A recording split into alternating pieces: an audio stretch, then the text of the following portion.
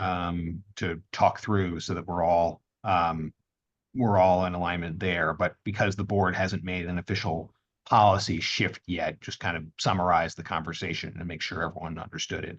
But I wanted to start here since we were talking about debriefing from town meeting and specifically the issue that arose with the sort of outside budget amendment and how to avoid the perception of that disconnect.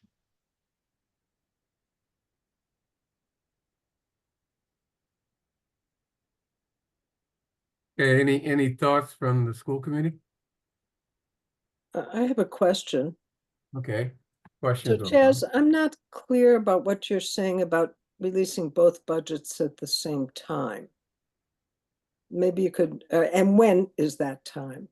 Sure. So I think this year, I can pull this up exactly. The initial school financial plan was released early in January, I believe. And that had in it a top line budget number for the schools.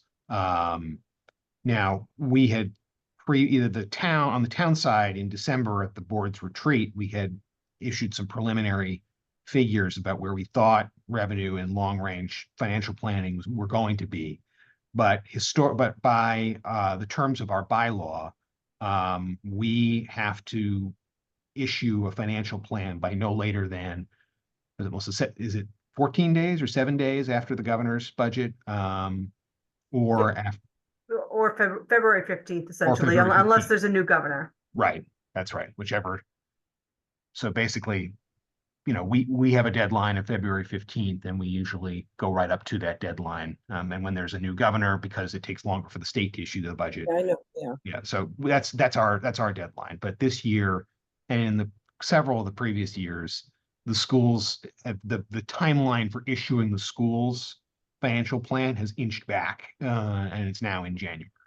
And so we're out of sync with each other. I think we follow that bylaw too, usually. I think the biggest problem that I've experienced with the budget is that we don't really know the number till March or April. And we're making assumptions. For us, it might mean cutting teachers. It might mean being able to add a program. And, not knowing that number and making a decision back in February is complicated. And I know it's a bylaw, so I don't know what can be done about it.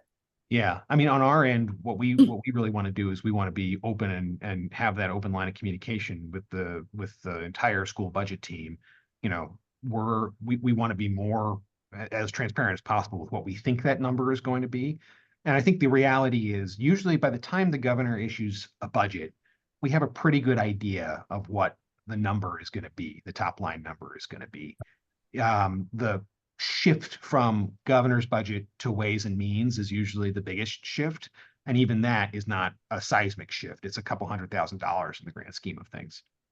So Some years it's been more, oh yeah, no, I know. But in recent years, it has not been a titanic shift. It's been significant money, right? It helps us because the number usually goes up. Yeah. But Now that enrollment is leveled off, the big swings that we were getting were coming from our chapter 70 number when our enrollment was going up and the formula was kind of meeting that need. But now we are a minimum aid community, so we're really only getting any adjustments that they make to the formula. So we're not benefiting. We're kind of at the max of the state match that we would be entitled to. So unless the formula changed dramatically, we're not going to see big swings like that anymore. Well, and the other big piece is the GIC that every year seems to be overestimated. And unfortunately, we come in under, not over.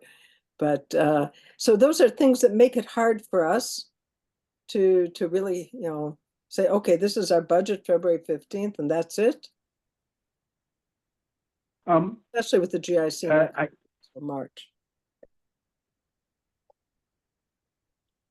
Can I make a comment? Sure. Who's that? It's Mike. Oh, hey, Mike.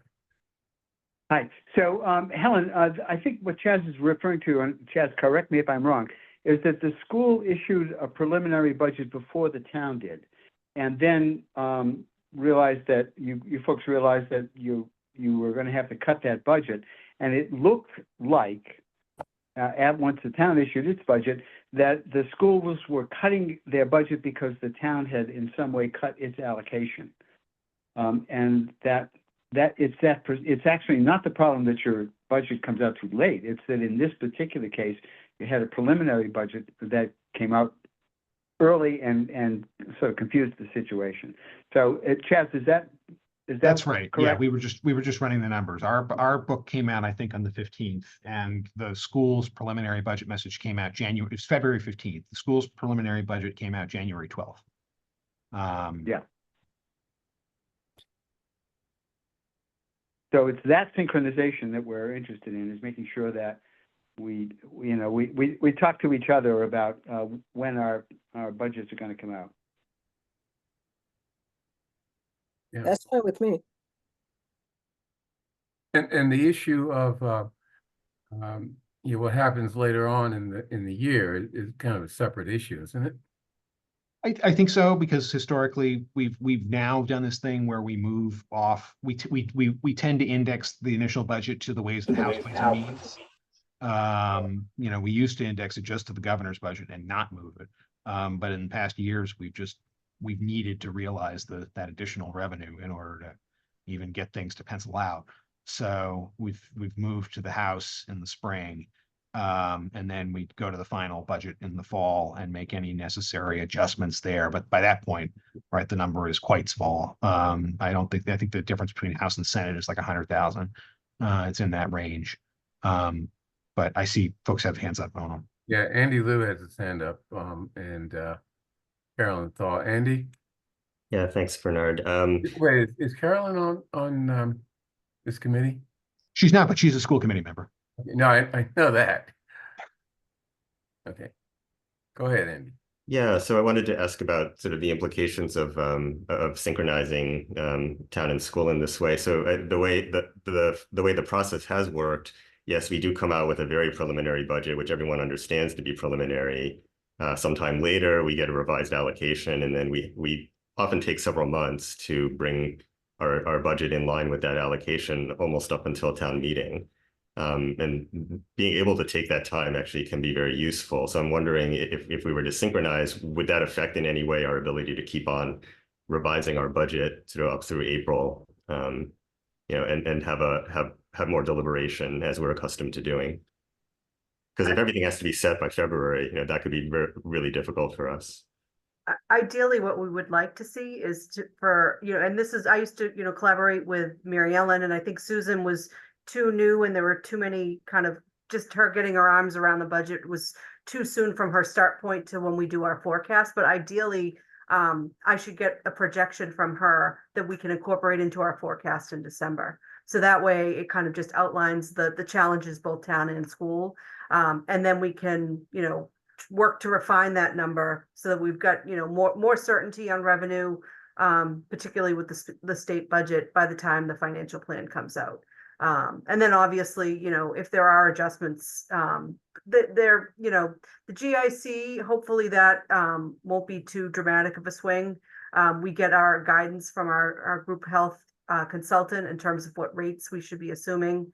And then, the state aid is, it kind of minor tweaks, but nothing too substantial. We shouldn't see any dramatic shifts like we have in the past. So what you need from us is a top line number a month earlier than we've been accustomed to delivering that.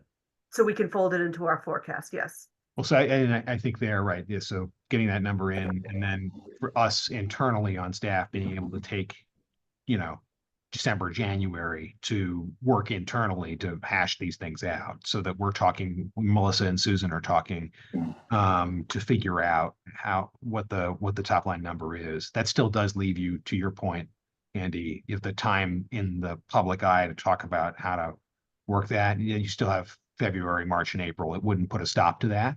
Okay. It would give you that time. It would just mean that the kind of starting point would be a little later in the calendar year, but there would be work going on in the background to try and harmonize the numbers in advance of that. So there'd be less of this idea of, oh no, the revenues are not where we want them to be, we have to start making cuts. It would be more, we know in advance what the revenue is.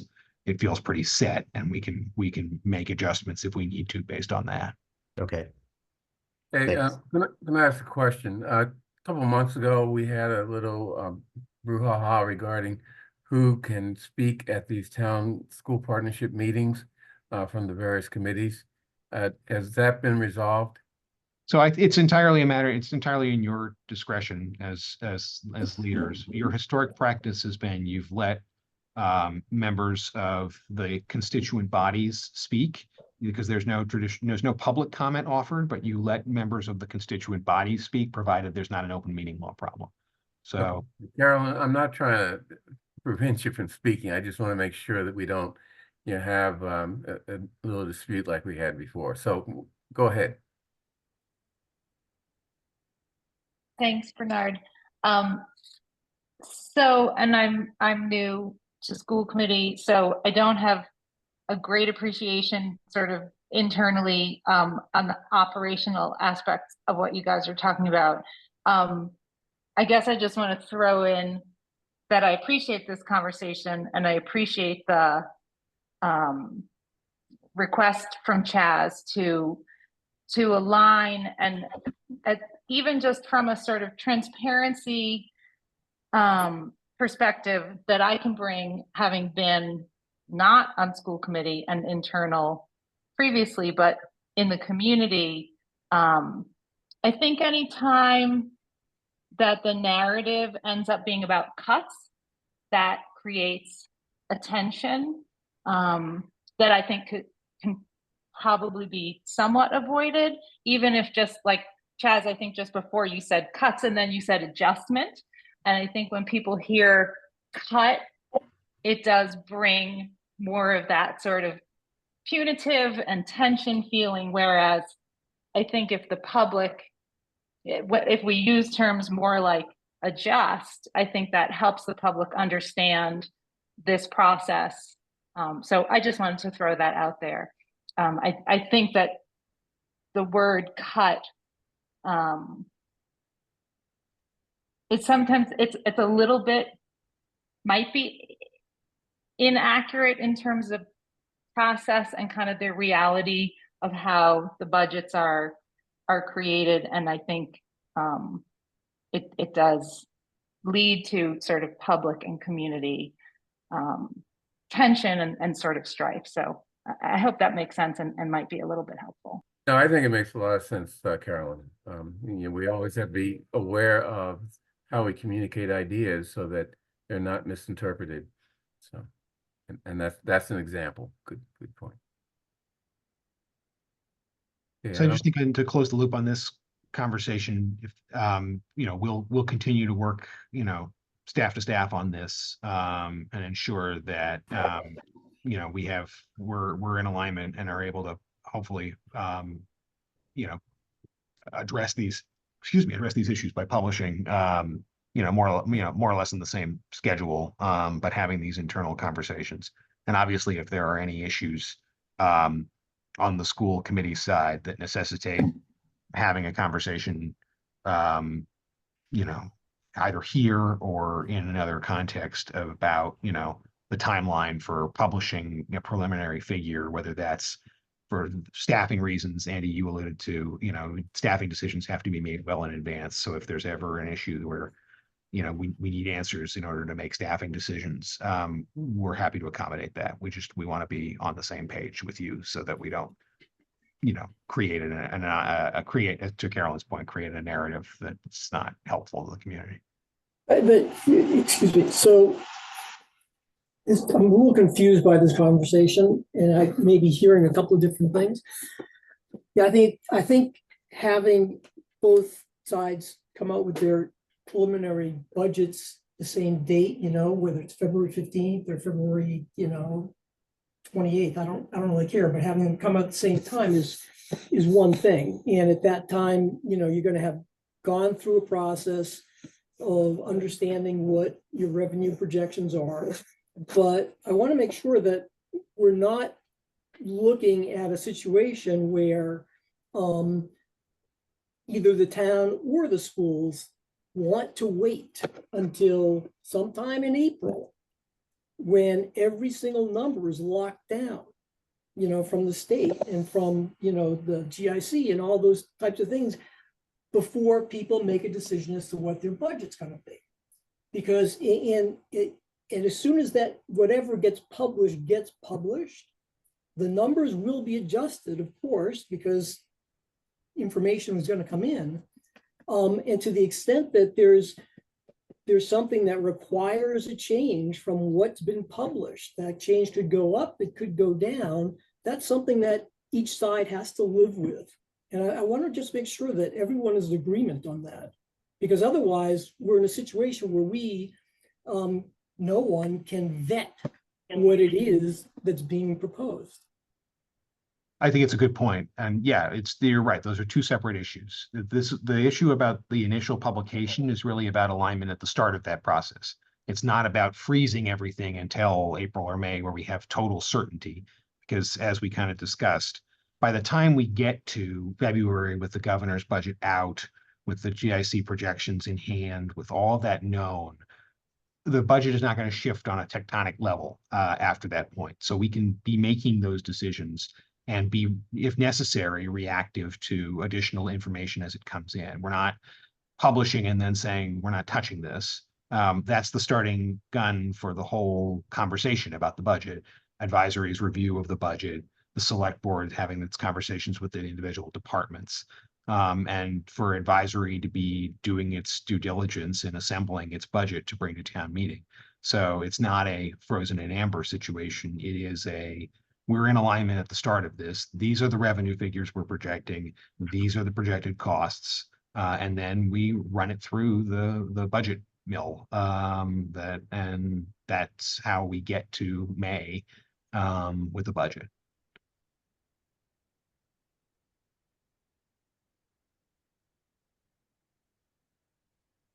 I Yes. want to be mindful of the time and talk about what Mike wanted to talk about briefly, which is at the select board's workshop about a week ago. The board had a discussion about revenue, policies, free cash, and the updated guidance we've received from the ratings agencies, from Moody's in particular, about the need to increase our reserves. As was mentioned at town meeting, on paper, through Moody's scorecard, we are a AA+ community, or AA2, sorry, community. It is only by virtue of the general sound financial management practices and our long-term stability that they continue to rank us AAA, which is the highest rating. And so when they give us guidance on policy that we should be following, we want to be particularly mindful of that. And the big top line guidance that we received from them this year is that our reserves, as they calculate reserves, which is a more broad basket of uncommitted funds, as opposed to what we think of as the reserve fund, the catastrophic liability and all that stuff, needs to be at least 20% of the previous year's revenue. And so historically they had said that number was 10%. So Can I say oof? Yeah, doubling the recommendation. Now, as they calculate our broader basket of reserves, one of the things that they count that we don't, I believe, Melissa, right, is the enterprise funds, right? Or is that's part of the change. Is so before it used to just be general fund. Now they're looking at all government funds. So golf and water and sewer are also factored into those levels as well. So we're definitely going to need to revise our policies based on that. And we talked with the board at the retreat on kind of ways that we could reach that goal. It won't happen in 1 year, but we think that we could probably do it within 5. And I think as concerns this body, the biggest kind of top line takeaway from that is we should be expecting a decrease in the total output of the CIP of the free cash waterfall into the CIP. That is to say, we will continue meeting the goals. We'll likely continue meeting the goals of the free cash waterfall, which is supplementing the CIP, up to, you know, that 7% mark on the prior year. 7.5. Yep. 7.5, sorry. But you know, in the past couple of years with the banner free cash, we've been putting it's been free, the CIP has been more at like 12.5. We've been very fortunate and we've been judiciously using that money for needed capital projects and capital backlog. We're going to see especially given the need to increase our reserves, we're going to see a fall to earth here. There's not going to be as much money to go around in the CIP. And so all of us are going to need to prioritize our capital work accordingly to ensure that it's crucial projects that get where they need to get to. This was also a major reason why on the staff recommendation side, we put a lot of money into school maintenance and upkeep, knowing that there had been a backlog there, knowing that in future years it was not going to be as sunny. We wanted to get as much money into that account as we could, into that project as we could, while times are good, so that there is money to continue conducting necessary school maintenance projects while we're in a more lean period with the CIP, which I anticipate us being in, as Melissa said, probably in the midterm, probably in the next, 3 to 5 years. Cliff, get your hand up first. Yeah, thanks, Bernard. So is there some sort of estimate as to the dollars that we're looking at over the, per year over the next 5 years? And I have kind of a follow-up to that, depending on what you say. I think it's hard to know until we really know how free cash falls to earth, right? An average, if you think of a good free cash year, what a good free cash year is supposed to look like, it's 5% of the prior year's revenues.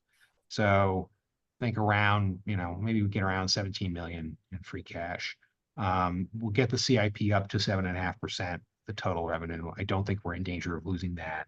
That's fairly high up in the free cash waterfall. So it's not as though we're going to miss that target. It's the question of what happens after we fill everything else in the waterfall.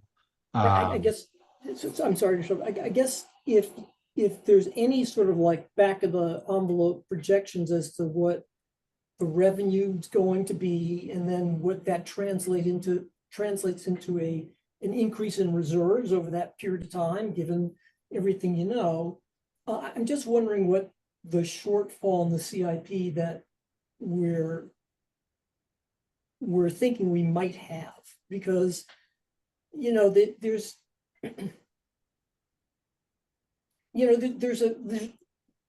I'm just going to throw this out there. I think that when we start looking at cutting, and I'm going to use that term, the investment that's kind of required in our infrastructure, or sort of underfunding it. I really think that some consideration needs to be given, or should be given, to modifying the 2030 deadline for fully funding our pension obligations, and or taking another look at the OPEB policy and maybe coming up with a different approach than just taking what's going to be close to $45 million a year, and just flipping that out of the regular operating budget into, or moving it to OPEBs, as opposed to maybe having some of that come back into the operations. I really think that that's something that the select board should think about studying, and having a group come together, or having an outside consultant, talking about best practices on things like OPEBs, and really understanding where we are in terms of hitting the pension requirement, whether or not there's any sort of buffer that we've been holding on to that we can use to maybe get a better sense of truly where we are. Because I'm just going to throw out roads,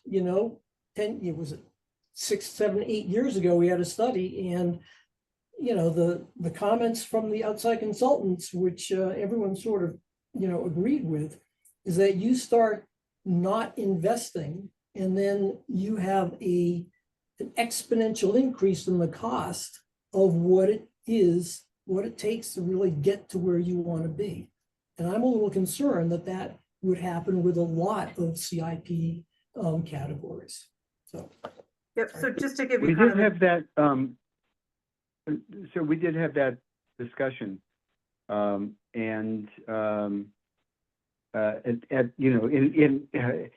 didn't have a detailed discussion about a clip, but it certainly is something that I think, select board, we talked about it at the offsite meeting that we had, and it's something that I think we would be absolutely willing to take a careful look at.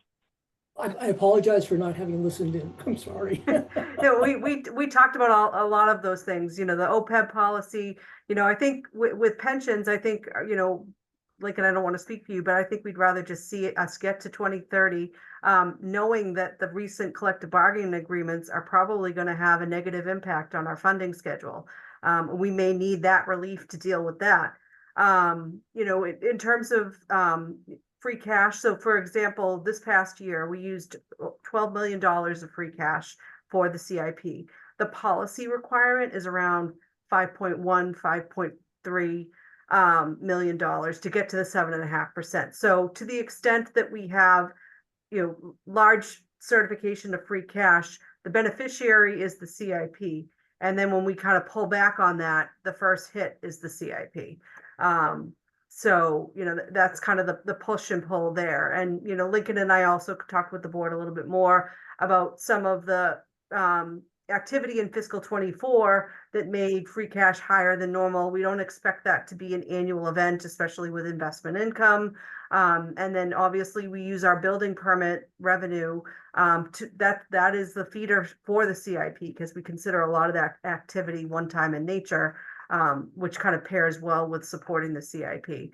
So I think it's one of those things we're going to have to evaluate every year. And Lincoln and I are also, wanting to, one of our summer projects that we want to do is to present revised policies to the board based on the feedback that we've gotten both from the board and from our financial advisor and from the rating agencies. After we got our rating, we then kind of followed up with our analyst and, really kind of talked through the way that they're changing the scorecard, the way that they're changing the metrics, so that we really understood what it is.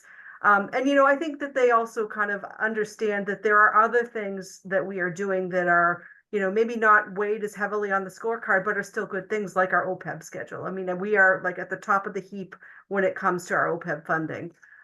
So I think it's just a matter of kind of rebalancing those priorities, in order for us to feel that we're in a more secure place with our overall reserve position. Helen has her hand up. Thank you. I guess I probably should know this, but I don't. How much actual money do we have in the reserve fund, and what percentage is it, and how much would we need to get to 20%? How much actual money? Well, I mean, go ahead, Melissa, I'm sorry. No, so I just want to look at the those are two different questions. The materials, 20% is across all of the funds, and right. So the reserve fund is like $3 million. I see what you're saying. Yeah. Yeah, we had shared, let me just pull up this slide. This is a slide that we shared with the board during the retreat that showed kind of where we were. If I can get my screen share to work. All right, there it is. So you can see where we are relative to other AAA rated communities. And so right now we are at 23.1%, but we know that's going to change because we know we're not going to see the same level of free cash. And we had talked with the board about really trying to have a target of being at the median, so that we're not at the bottom of the AAA list. We're kind of right in the middle of everyone, and what it would take to get there. And I think we had kind of back of the envelope said it was probably somewhere around $30 million. Lincoln or Mike can correct me if I'm misremembering that. Just so I understand this. So right now we have 23% in the reserve fund? That's currently where we are with our unreserved fund balance, but we know that's So- going to change. Why are we worried about it then? Am I not understanding something here? You said we need to get to 20%. So that's Good. that's kind of the starting point for them. And we think that we need to be near the median for AAAs because they've kind of pointed out that we are at the bottom of the list and that, you know, it's something that we should probably try and improve upon. And it's something that has been highlighted in the past, even before they changed the way they were calculating their metrics. So we felt like that we needed to be in a stronger position in order to kind of get us out of the AA2 position, which is the way that we can move out of the AA2, which is the initial scorecard, and then there are other factors that bring us up to AAA. But our reserve position is the only thing that we have real control over that will get us out of that AA2 position. So let me ask one other question, if I might. Would that be okay? Yeah. So the difference in what we pay in interest for AA2 versus AA1, are we talking 0.001%? What are we talking? But let me just make a comment. I made this comment a time ago. It is not just a question of how much more interest you're going to pay. You know, and maybe it's 10 basis points or 25 basis points, but that's not the only issue that you have to deal with if you lose your AAA rating. First of all, it sends a message. It sends a message. There are plenty of investment entities that can only invest in AAA, securities. It sends a message to your vendors. It sends a message to people who are looking to move here. What's wrong with this municipality that has just, we've just heard that they don't know how to manage their finances. What does that mean? You cannot look at it as just a cost of capital. If you do that, you're missing the boat. I understand what you're saying, but we're still in the top 20. Yeah, and by the way, Melissa, could you bring back that last chart? And maybe we did do a back of the envelope calculation.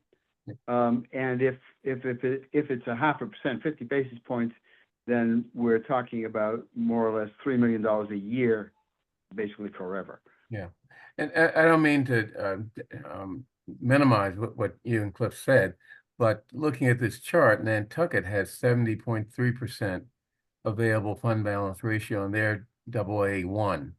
So either they have very bad management despite their high reserves, or something else is at work here. So I mean, I think what's important is that these metrics aren't very precise, and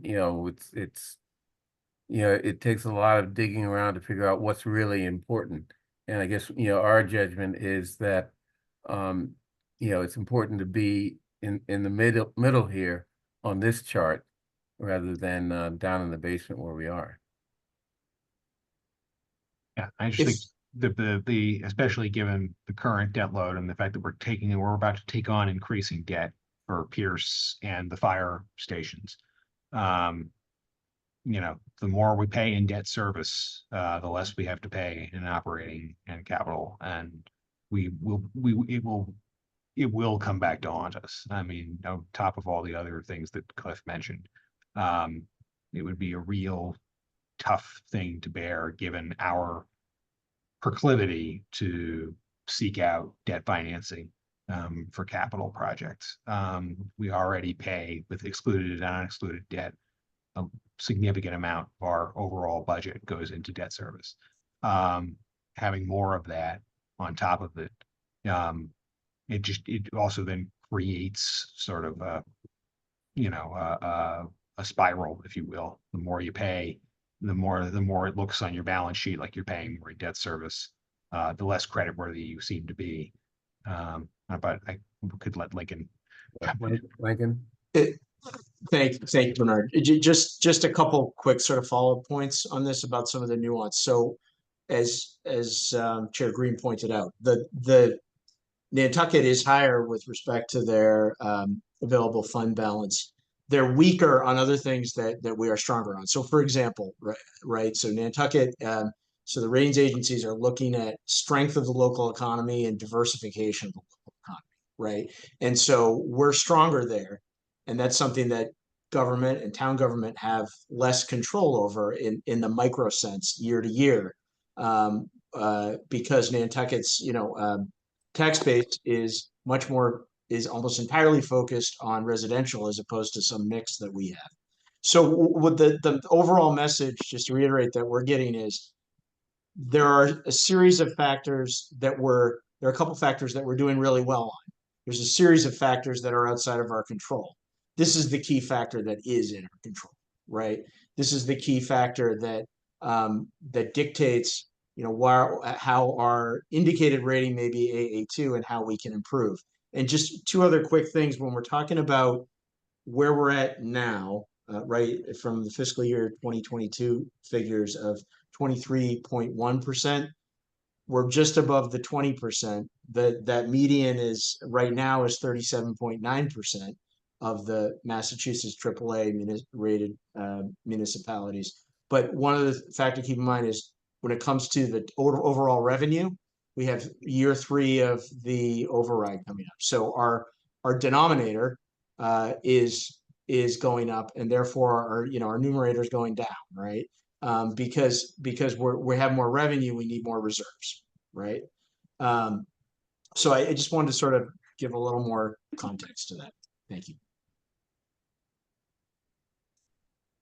So I think in terms of our next steps on this, Melissa and Lincoln are working to develop revised policies that increase contributions to reserves, mindful, as to Cliff's point, that we can look at things like OPEBs and other areas too. The Affordable Housing Trust was another area that was mentioned that's currently on the free cash waterfall. Given the availability of CPA funds, we may be able to reduce that, at least temporarily. So we're going to try and be creative in thinking about how to boost the reserves, but I do think we should be anticipating in the near term fewer CIP dollars. And to the other point that was raised, I think by Cliff again at the beginning of this, the select board has also made clear to us that a priority needs to be physical infrastructure, that we need to be making up for that lost time when it comes to the conditions of our roads. And so those are going to be a high priority in the CIP. And there is going to be, as a result, there may well be, if there's less money to go around, less focus on projects that are more discrete projects that don't involve roadways, transit, sidewalks, et cetera. Those will likely remain the primary focus of the CIP, driven in part. We have some of that money that's coming in from relief from the override, which is great, but costs being what they are, we're already still looking at a tough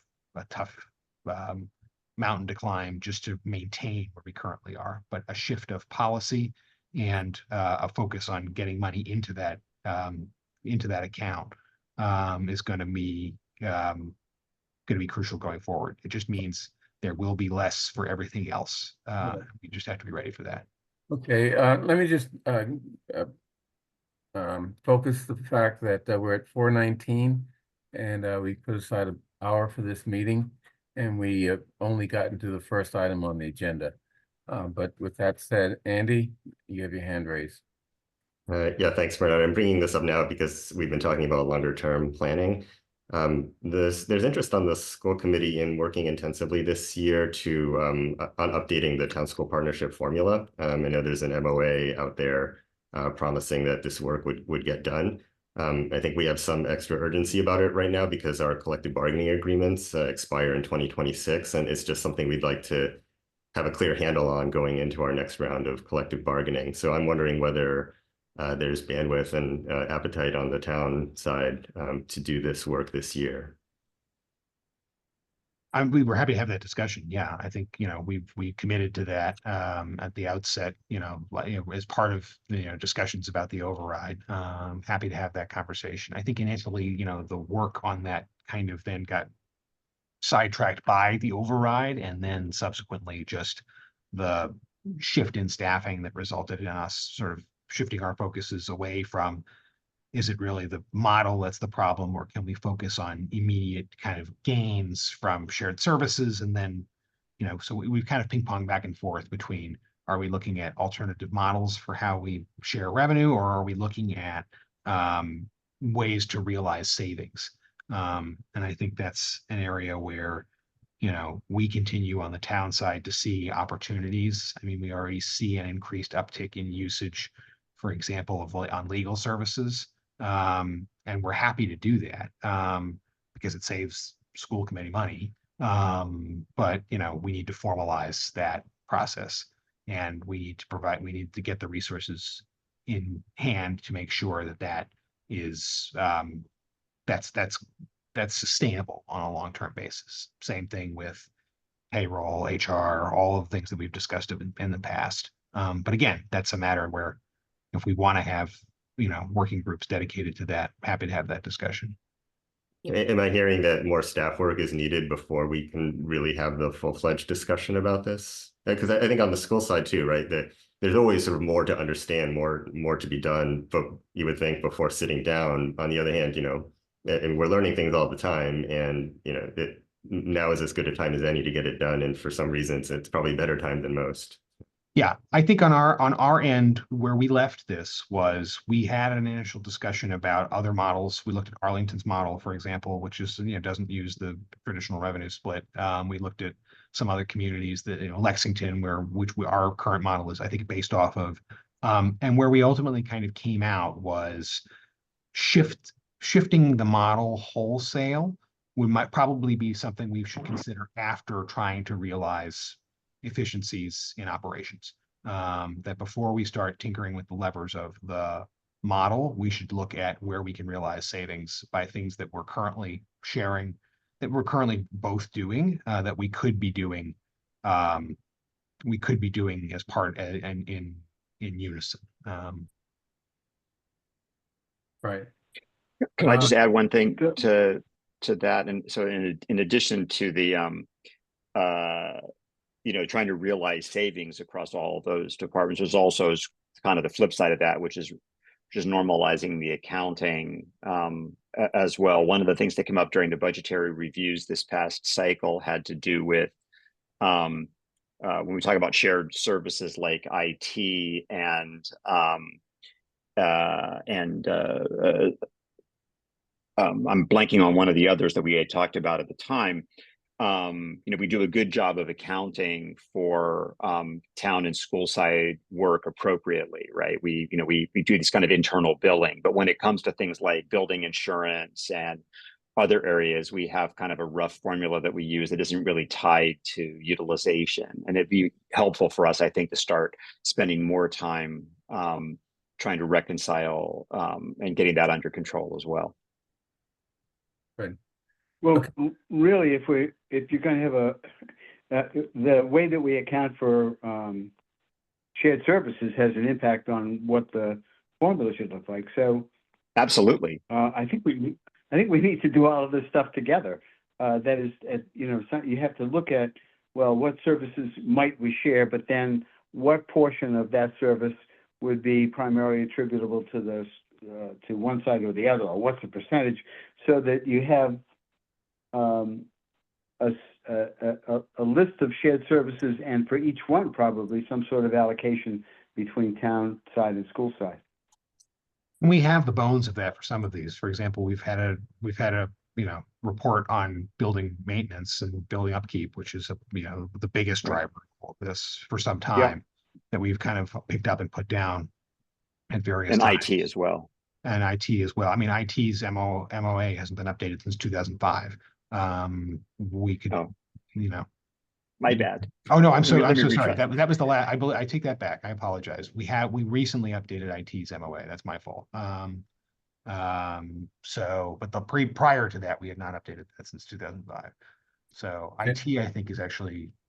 But again, there are conversations to be had there. I understand that the schools, there are different needs on the school side, and we want to be responsive to that. We want to be responsive to the needs of the school and make sure that we're meeting those needs as they change. So, um, And when I asked about updating the formula, I actually meant partly doing exactly this work as well, not just sort of the big global picture. So and then absolutely, yeah, we're happy to. I think that's, we've identified 6 areas in the past, and we were at various places with them. So I think what we can do on our end is, I can send to you and the superintendent and deputy superintendent kind of where we were before we kind of got pulled into the day-to-day, and we can figure out a way to pick up where we left off, or perhaps find a more efficient way of working, because I think previously we had tried to sort of compartmentalize things and it resulted in people being pulled every which way. So okay, yeah, that sounds good. I would love to see what had been done up to now, and try to pick it up from there. Carol? Maybe we could schedule something to do just exactly that next month or so that by the time we hit September, we've actually got a sense of what remains to be done. Okay, we can pull that together and have it on, and so get that out in advance of next TSP meeting so that people have a chance to review and digest, and then we can discuss it there. okay, Carol Levin? All right. Yeah, just a quick comment. This is something I mentioned to people on the AC and Melissa. It's not just understanding who's consuming the services, but making sure that when a decision is made that drives an expense, the party that doesn't have any input or control over that expenditure decision isn't left with a expense burden. So, because that really distorts the decision-making process. If you know that you make a decision and it's going to cost you $1, but 75 cents of that dollar is going to be borne by the other party, that's not really efficient decision-making. So that's why things like insurance for me and building operating expenses are very obvious things that there's the decision-making process is clear, and we need to make sure that the repercussions or the results of those decisions are properly reflected in the right entity's operating budget, so there's better decision-making for the entire town. I think that's a good point. I also would just add to that, one of the benefits of the shared services model is avoiding duplication of effort, duplication of positions, but also, there are certain benefits that are difficult to tangibly quantify. I think of public buildings in particular, and the benefit that we have from a centralized operation. It's difficult to quantify the efficiencies that we get from that at times, except in as much as you can say, well, we're not paying for 2 different directors of public buildings. We're not paying for the equivalent of someone who takes on all of Charlie's responsibilities on the school side. There's obviously an operations director, but their portfolio is different as opposed to what the director of public buildings does. So it's just important for us to think through on that front. We recognize, for example, in the areas where we provide services, that there may well be intangible costs that costs that we don't bill as part of the above the line or the transfer process, that we still realize ultimately savings from, even if we're not necessarily billing. For example, we have a good estimate of the time that is spent for employees in the building department that work on plant operations for the schools. We don't modify that every year based on their timesheets. We have a formula for that. So there's an efficiency within. We can only get so granular with the savings we realize there, or how much of our efforts are really dedicated to the efforts on the other side of the ledger. That's not to say we think we're under or overcharging anything. It's just there are areas where we're not going to be able to quantify the cost on a reliable basis.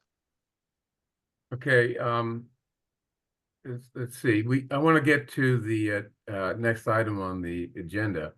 Mike wanted to talk about the discussion we had at the select board workshop on budget projections. We also have the MOU discussion, which I'm sure people want to have. So just why don't we just move on to the school budget projections issue? And that was for the last fiscal year. I guess the thought there was if there were any updates on the reserve fund transfer request, and where the schools are on that, and what's needed on that front. The schools will be getting an update on that almost right after this meeting at our finance subcommittee meeting. So yeah, at the moment, I unfortunately can't tell you anything new. I'm not sure that the school committee will be ready tonight to vote on a number for what we would be requesting. But you will be, Staff are still working to get that number as small as possible. but you will be presenting that to the select board on July 9th, I understand. Right? I believe so, yes. Okay. If there's anything in advance that you need from us, please let us know. Yeah, thank you. Mike, is that anything else that you wanted to discuss regarding that issue? I thought. No, that's fine. Okay, good. Let's just move on to the MOU then. So the Unless select there's board, any further discussion on this issue. Yeah, go ahead, Chaz. select board last night voted through a version of the Newberry MOU that finalizes the division of space, the timing and all of that. And I will say, this has been the result of, I would say, months of effort from Charlie Simmons and then Sarah Gooding and Feng Yang over at IT, and then Susan Givens and Jamie, the principal at Pierce, and on the other end, really trying to hash out the details of how this is going to work, both in theory and in practice.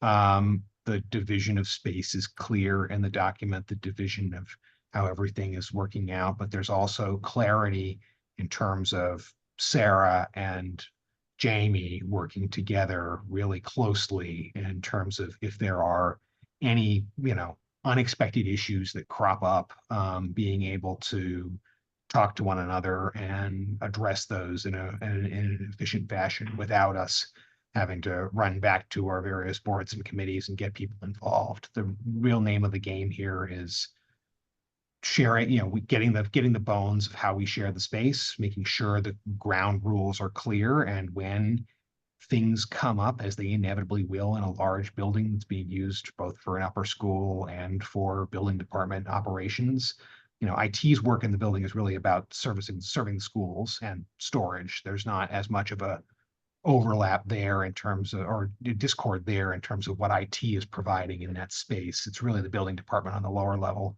and in the basement, where the use case is quite different. But, I think the key players on the ground who will actually be dealing with this on a day in, day out basis are in agreement that this document is final. And it's on that basis that the select board voted to approve it last night. I know there were some questions that the school committee had, and we were trying to be responsive to those and made some clarifying edits. But I think at this juncture, it's the position, at least of staff on this end, that this document is final.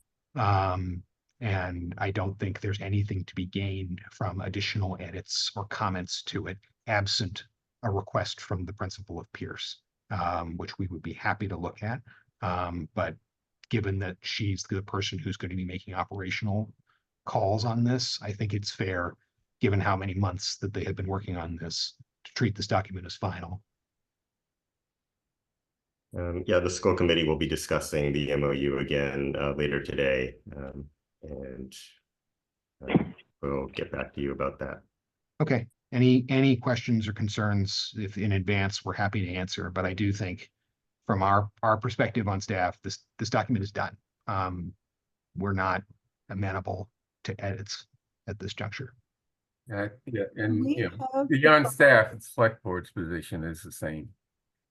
We really want to get this finalized. Okay, who is first? Helen? Yes, do we have the final document that you voted? Yes, I sent it over to the superintendent this morning. I can circulate it to this group too. Okay, thank you. I think next is Karen, Carol. Just a quick question. Is this a financial document or is it really one just about delineating areas of control of the asset? The latter, there's a nominal rent of $1, just to, you know, consideration as they teach you in Contracts 101, but otherwise, that's it. It's all about the use. Carolyn? Thanks, Bernard. I just have a question. When school committee looked at this, I think in the same meeting, we were considering the MOU and also a request to create a basketball court on one of the parking lots. And one of the things I had flagged was that Appendix B of the MOU didn't indicate the basketball court, rather it indicated parking and a number of parking spots that I believe would change with the building of the parking lot. So I'm just wondering whether what the select board voted included changes to that appendix. And then a related question would just be if there were further requests for changes to the physical plant, how will those be? Like additional, I think there had been mentioned at a community meeting, some desire to have another vehicular egress to the, I think it's parking lot C. So if that was to come up later, how does that get handled? Yeah, those are both good questions. I think with regard to the basketball court, I can confirm with Sarah on our end, but it's my understanding that they're still hashing out the final details of that. But that should be an easy fix that I don't think would need to come back to the respective bodies, that it would be just an alternate use case that that the Public Buildings Division and the Pierce School would be able to sign off on. So I don't think there would be an impediment there. And we do address that in the agreement somewhere, don't we? Yeah, there's language about how the plan is. Oh, yeah, and I'm not really concerned, thank you, about whether the court can be built or not, but rather that the number of parking spots on the map with changing the parking lot to a basketball court, then the number of parking spots isn't clear. And I have no particular side on this other than, you know, parking, people get funky about parking, and I think best to be as clear as possible. No, it's a good point, and I don't think they're far enough along yet. Although I'll confirm with Sarah, I think they're still kind of in the not preliminary. They're having the discussions about how this is going to work in practice. You know how we want to make sure that there's, you know, this was one of the points that we kind of worked on about making sure people have space for PE, making sure that there's storage for PE equipment, making sure that kids can have recreation. You know, there was a big discussion about trying to store emergency management equipment. We were unable to do that. You know, it's been a big back and forth over how to utilize limited space in there. But we will, once we have a working plan on how to do that, we'll make sure that that's reduced to writing, and the principal and the public buildings team are all in agreement on exactly what that means for impacts on parking, impacts on access, and so forth. The question of whether or not additional egress is necessary, you know, I think the team has done a really good job. The staff on both sides have done a really good job thinking about how this is going to impact the neighborhood. You know, that's a big part of why, you know, the staggered schedules are so important, to ensure that we're not flooding the neighborhood at rush hour on either side, and making sure that the process moves through. But the question is, if there is a need for additional access, then the public buildings team will talk about that with the principal, and we can obviously make adjustments. Mm-hmm. Okay, anything else on the MOU? Let's move on to capital projects update, particularly the demolition of the Pierce School, which.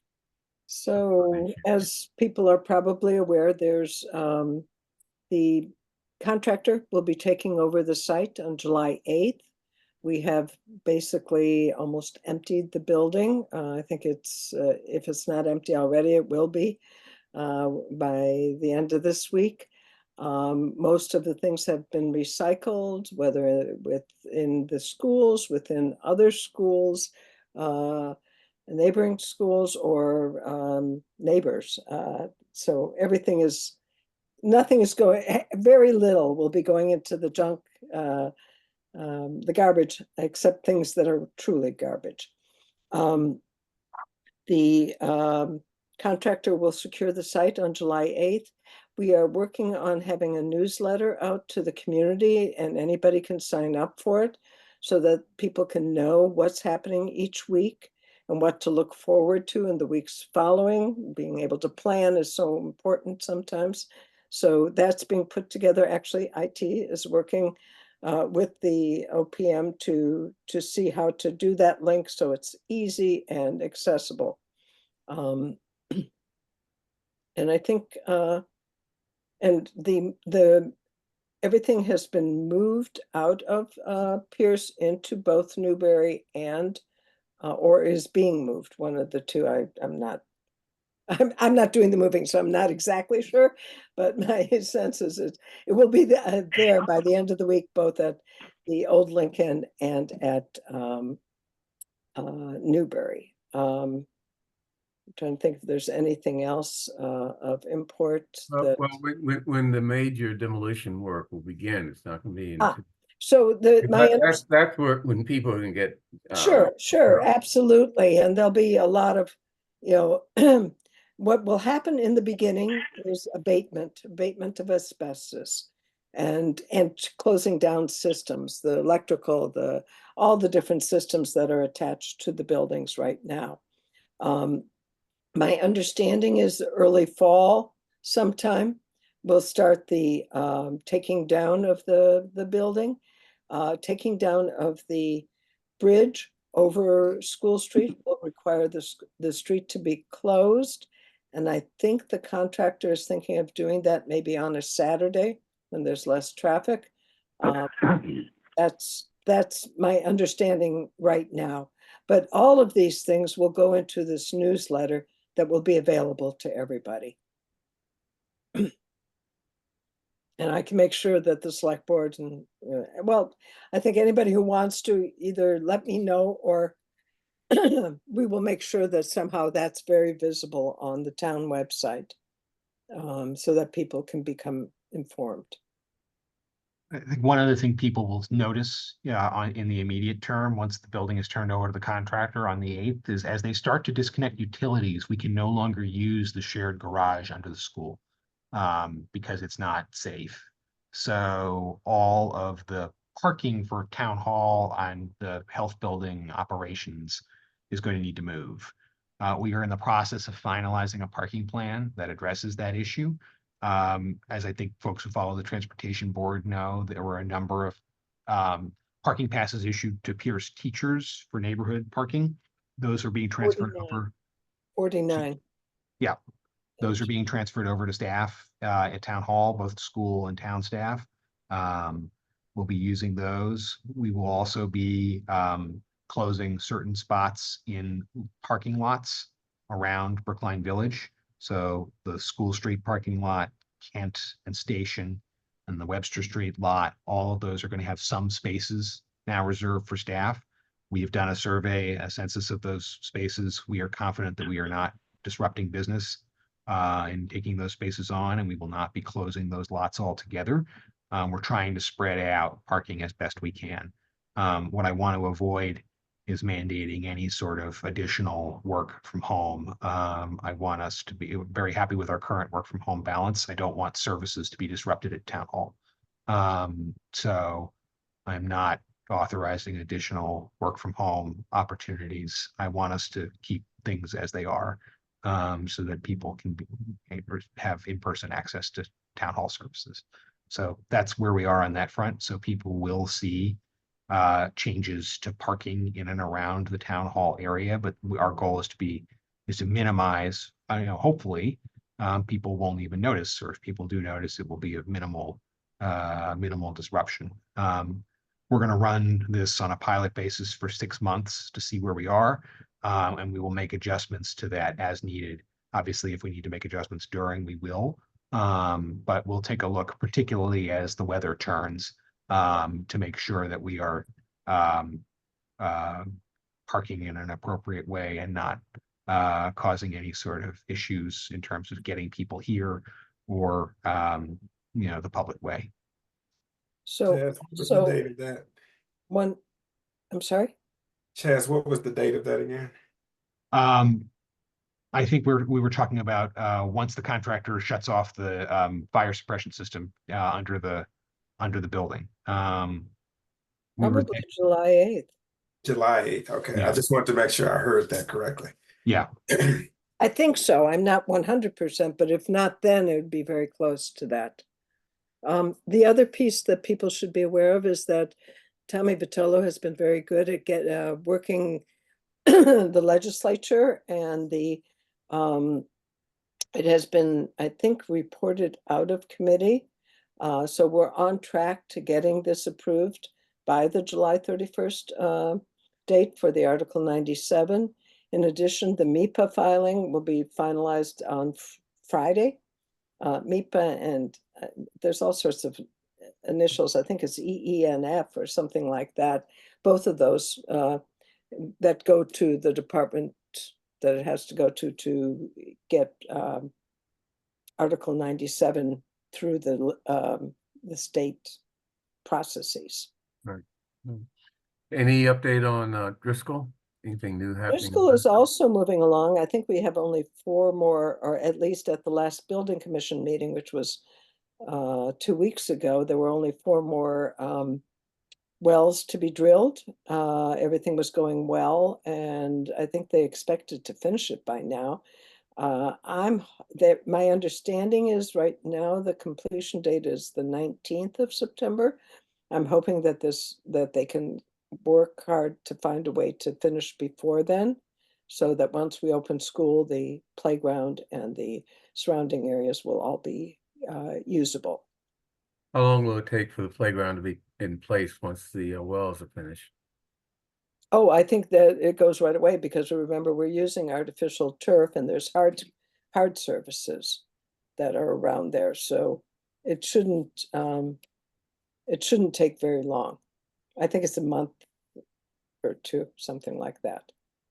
Well, that brings us to the end of August, basically. Okay. Anything else that people want to talk about? Any issues that are that we need to discuss? Okay, seeing none, we can end this meeting. Thank you. Thanks, everybody. Thank you. Yep. Bye-bye. Bye-bye.